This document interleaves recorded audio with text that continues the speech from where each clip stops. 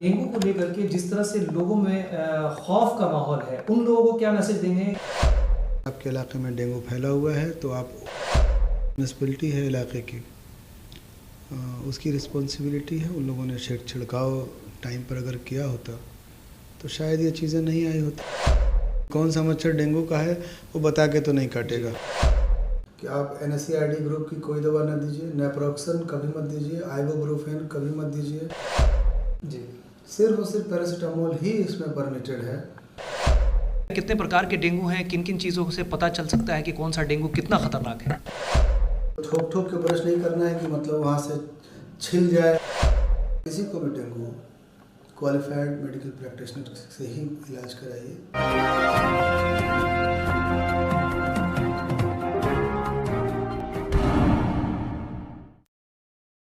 Select 24 news में आपका स्वागत है। मैं हूं मोहम्मद सादिक।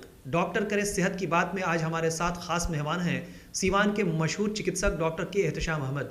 आइए इनसे जानने की कोशिश करते हैं कि डेंगू जैसे महामारी जिस तरह से फैली हुई है उस पर इनकी क्या राय है और किस तरह से प्रिकॉशन लेना है ताकि हम डेंगू से महफूज रहें। सर, बहुत स्वागत है आपका डॉक्टर करे सेहत की बात में। हाँ, शुक्रिया। जहाँ तक डेंगू का ताल्लुक़ है, डेंगू यकीनी तौर से इतना जिस बार स्प्रेड हुआ है कभी इतना स्प्रेड नहीं हुआ था, और मुसलसल नए केसेस का मिलना कहीं ना कहीं ये तमाम सेहत से ताल्लुक़ रखने वाले जितने लोग हैं सबके लिए फ़िक्र की बात है। आज भी हमारे हॉस्पिटल में तकरीबन 2-3 केस आज भी रिपोर्ट किए गए हैं। तो इतना डेंगू का जो मामला बढ़ा है, कहीं ना कहीं इसके पीछे जो म्यूनसिपल कॉरपोरेशन है या म्यूनसिपलिटी है इलाके की, उसकी रिस्पॉन्सिबिलिटी है। उन लोगों ने छिड़काव टाइम पर अगर किया होता तो शायद ये चीज़ें नहीं आई होती। खैर, अभी ये प्रिकॉशन है कि वो छिड़काव करें।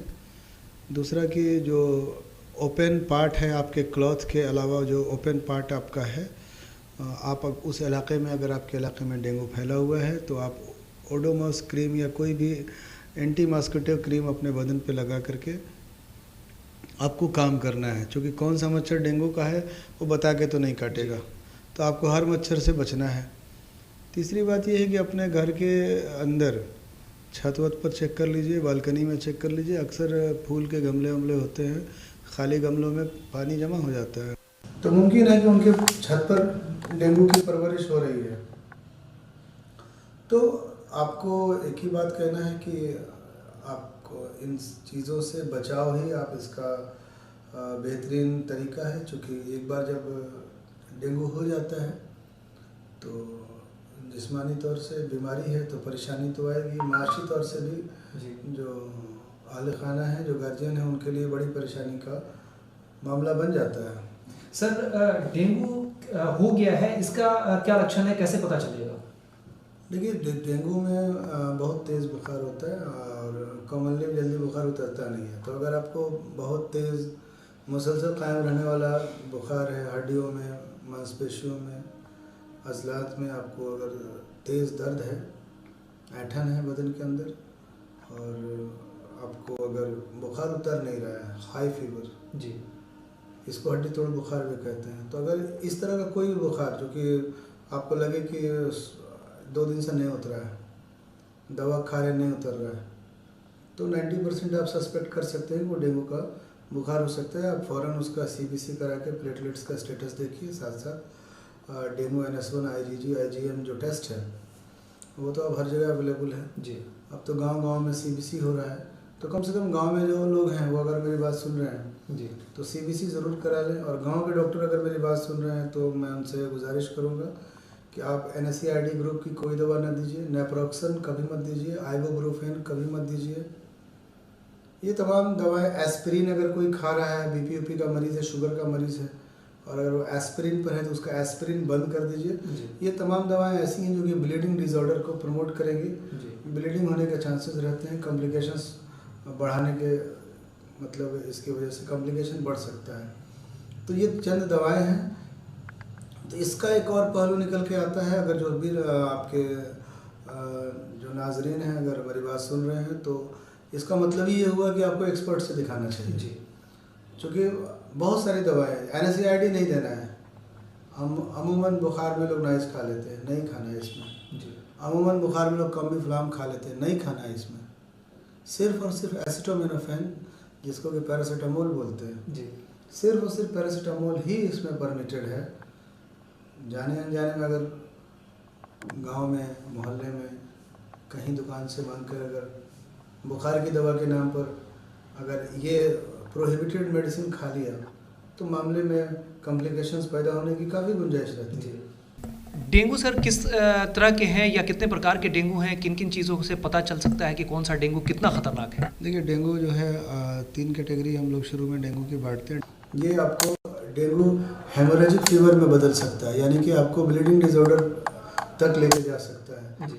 इसके अलावा आपको इसमें लीकिंग हो सकता है, इंटरनल जो आपके प्लाज्मा है, जो आपके बॉडी फ्लूइड्स हैं, वो लीक करके यानी कि आपके वेसल से निकल कर टिश्यू में चले जाएंगे, जिससे आपको DSS हो जाता है। DSS का बोलता होता है डेंगू शॉक सिंड्रोम जी, जिसमें कि पेशेंट का बदन ठंडा, BP लो और रेस्टलेस हालत, वोमिटिंग, और एक तरह से कहते हैं कि वहाँ पर से आदमी को काफ़ी ख़तरा हो जाता है ज़िंदगी और जान का लेकर के। तो कभी भी पेशेंट को जो भी डेंगू का मरीज़ है उसको बहुत ही प्रिकॉशन में लेना है, डॉक्टर के अंडर में मॉनिटरिंग ज़रूर करते रहना है। और ख़ास करके देखिए, डेंगू जो है 3 स्टेज में दिखाई देता है जी। पहला फेब्राइल स्टेज है जिसमें बुखार आता है। दूसरा जो आपका होता है क्रिटिकल फेज, जिसमें कि ब्लीडिंग का खतरा बढ़ सकता है जी। तो डॉक्टर का काम होता है, हॉस्पिटल का काम होता है कि मरीज़ को क्रिटिकल फेज में जाने से रोकना जी। और तीसरा फेज होता है आपके रिकवरी फेज। ये अमूमन जो क्लासिकल जो होता है वो 2 से लेकर के 5 दिन के अंदर में ठीक हो जाता है, लेकिन अभी हम देख रहे हैं कि कुछ केसेस 14 दिन तक लेकर के उनका ट्रीटमेंट करना पड़ रहा है जी। तो हर हालत में ये बेहतर है, और आपके ज़रिए से मैं तमाम आपके नाज़रीन से कहना चाहता हूँ कि आप डॉक्टर की निगरानी में ज़रूर रहिए। और आप गांव में हैं, अगर आपको वहाँ पर अच्छी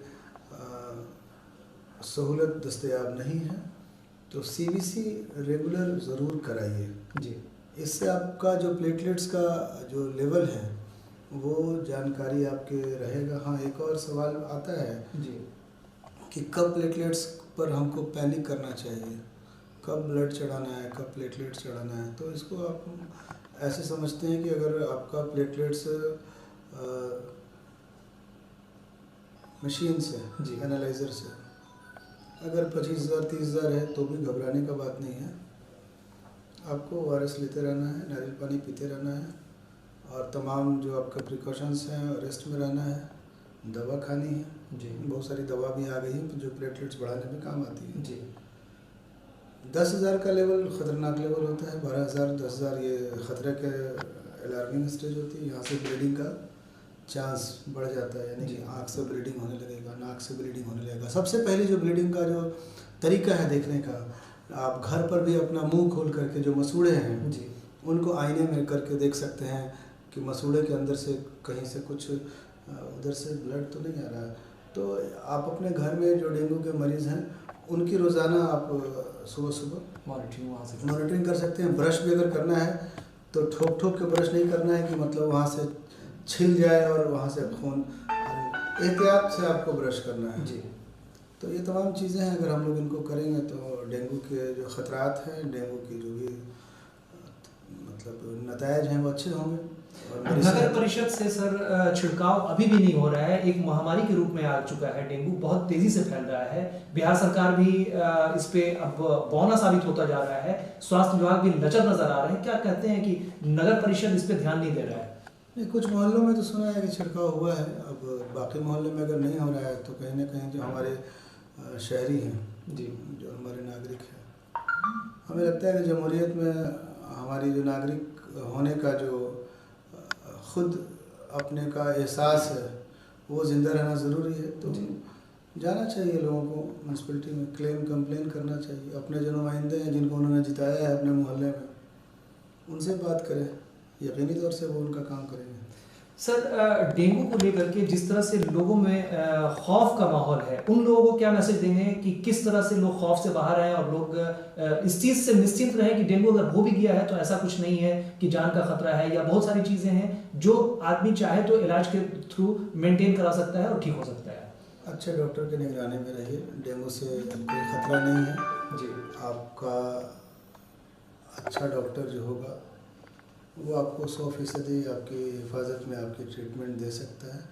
तो कभी भी इसमें जब भी आपको डेंगू हो, किसी को भी डेंगू हो, क्वालिफाइड मेडिकल प्रैक्टिशनर से ही इलाज कराइए। जिसको तजुर्बा हो इस फील्ड में काम करने का, जिन्होंने डेंगू के लिए पहले काम किया हो, आप पता कर लीजिए। इसमें रिस्क नहीं लीजिए। टेस्टेड हॉस्पिटल और टेस्टेड डॉक्टर्स के पास ही जाना बेटर है। अभी आपके जैक में भी डेंगू के बहुत सारे मरीज हैं, कितने मरीज अभी हैं और कितने मरीजों को अभी तक आपने छुट्टी दे दी है इलाज करके? मेरे को लगता है कि इस महीने में तकरीबन 50 के आसपास केसेस को हम लोगों ने रिपोर्ट किया है डेंगू के इस एक अस्पताल में जी, जिसमें से कि तकरीबन 20-22-25 लोगों को एडमिट होना पड़ा। बाकी ओपीडी में हमने इलाज किया जी। आज भी 3-4 लोग आए थे जिनका ओपीडी में इलाज मैं कर रहा हूँ। दो तीन का मैंने ज़रूरत के तहत एडमिट करने का सलाह दिया, वो हमारे हॉस्पिटल में एडमिट होकर के इलाज करवा रहे हैं। बहुत बहुत शुक्रिया सर हमसे बात करने के लिए। Thank you. तो ये थे हमारे साथ शहर के मशहूर चिकित्सक जिन्होंने डेंगू पर अपनी बहुत सारी जो जानकारियां हैं आप दर्शकों तक साझा किया है। यकीन हम भी करते हैं और आपको भी करना होगा इनकी बातों पर, इसलिए कि वो बहुत अहम बातें हैं जो आपके सामने सेलेक्ट 24 न्यूज़ के माध्यम से डॉक्टर के एहतशाम अहमद कर रहे थे। और ये खास प्रोग्राम जो आप देख रहे हैं डॉक्टर करे सेहत की बात, इसमें हमारा मेन मकसद यही होगा कि उन लोगों तक जानकारी पहुंचाएं जिन तक ये सारी चीज़ें नहीं पहुंच पा रही हैं। तो हमारा मेन मकसद है इस प्रोग्राम को करने का, ताकि हम आप तक सही जानकारी पहुंचाएं। लगातार हमारे प्रोग्राम को देखते रहें, एपिसोड दर एपिसोड हम आप तक बहुत सारे और भी डॉक्टर्स के पास जाएंगे और भी तरह की जानकारियां आप तक पहुंचाने की कोशिश करेंगे। तो लगातार आपसे रिक्वेस्ट है कि डेंगू पर बहुत ज़्यादा पैनिक ना हो और डॉक्टर के दिए हुए सलाह को मानते हुए कुछ चीज़ें जो है उस पर अमल करें, ताकि आप डेंगू के शिकार से बच सके। अगर डेंगू हो भी जाए तो भी आपकी सेहत पे कोई बहुत बड़ा रिस्क ना हो, इसका ख्याल रहे। डॉक्टर करे सेहत की बात में आज इजाज़त दें हमारी पूरी टीम को। फिर मिलते हैं अगले एपिसोड में किसी नए डॉक्टर के साथ, एक नए विचार के साथ। पेट्रोल के बढ़ते दामों से अगर हैं परेशान और लेना चाहते हैं इलेक्ट्रिक स्कूटी और बाइक, तो चले आइए अंशु ट्रेडर्स, पचरुखी रोड, तरवारा, जहां इलेक्ट्रिक स्कूटी और बाइक की है विशाल रेंज। कोमाकी और मैक्सिम लेकर आए हैं दुर्गा पूजा और धनतेरस पर विशेष छूट, साथ ही बैंक फाइनेंस की सुविधा भी उपलब्ध है। हमारा संपर्क नंबर है 9113733458 7909077947। तो देर ना करें, चले आए अंशु ट्रेडर्स, पचरुखी रोड, तरवारा, सीवान। अब आपके शहर सिवान के लक्ष्मीपुर में भरपूर सुविधाओं के साथ खुल गया है hotel select and marriage hall.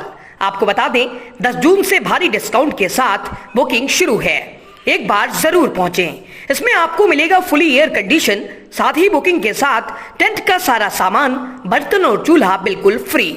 जल्द ही किसी भी कार्यक्रम को अच्छे वातावरण में करने के लिए बुक करें hotel select and marriage hall. हमारा पता है लक्ष्मीपुर, सिसवन ढाला, बिसाइड डॉक्टर तौफीक अहमद। हमारा कॉन्टेक्ट नंबर है 8797327330। एक बार जरूर पहुंचें और इस भारी डिस्काउंट का लाभ उठाएं।